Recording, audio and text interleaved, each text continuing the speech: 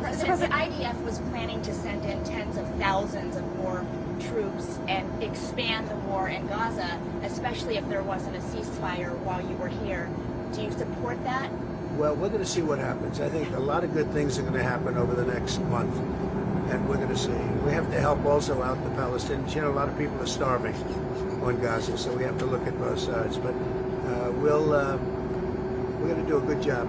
We're very happy with what happened with, I hope it continues, and I think it will, but what happens with India and Pakistan, that was a big success. If you would have seen the level of anger between the two, that was not a good thing, yes. A senior Hamas leader said that they might be willing to give up power, an Egyptian proposal, in order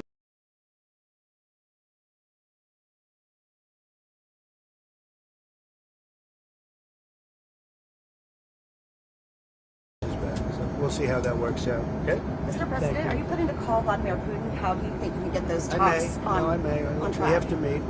He and I will meet. I think we'll solve it, or maybe not, but at least we'll know.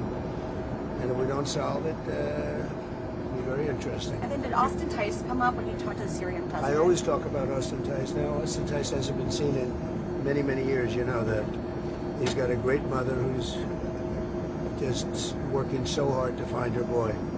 So I understand it, but Austin has not been seen in many, many years.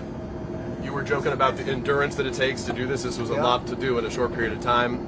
Conversations about endurance often focus now on Joe Biden and his endurance and his abilities. The Hur tapes right now, there's a lot of discussion about it. When will they be released? Will you release them? How soon? Well, I haven't looked into that. That's up to Pam and the group. I haven't really looked into it. Look, everybody understands the condition of him. I know people that are 89, 90, 92, 93 years old that are literally perfect. But Joe was not one of them. And they did a lot of hiding. They were really playing games. And, you know, you can't do that. Our country's at stake. You see, even a thing like this, there's so many decisions for billions and billions, but then you have even more important decisions. You have decisions for life. And you can't have a man in that condition. And everybody was holding back, including the press, including the media.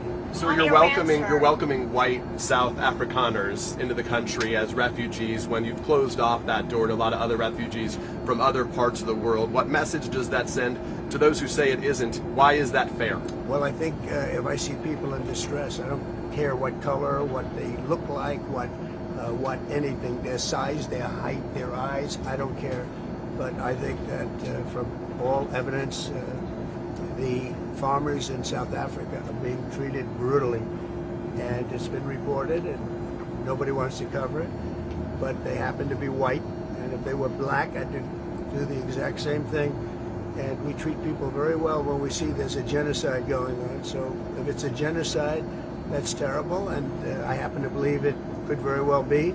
South Africa is out of control, and it's been out of control for a long time, and the media doesn't report it.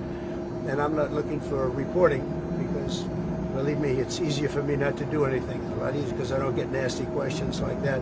But the fact is that we're about saving lives, and we're going to do that.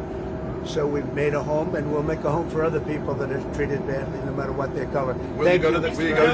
Will you go to the G20 there? I'm not sure. Not sure. I'm really not sure. On Iran, has the U.S. given them a formal proposal? Has Steve Witkoff handed that over? Yeah, they have a proposal, but more importantly, they know they have to move quickly. Something bad's going to happen. Thank you very much. How's Tiffany doing? She's well. Everybody's good. Congratulations. Congratulations. Congratulations on your grandson. Travel safe, sir.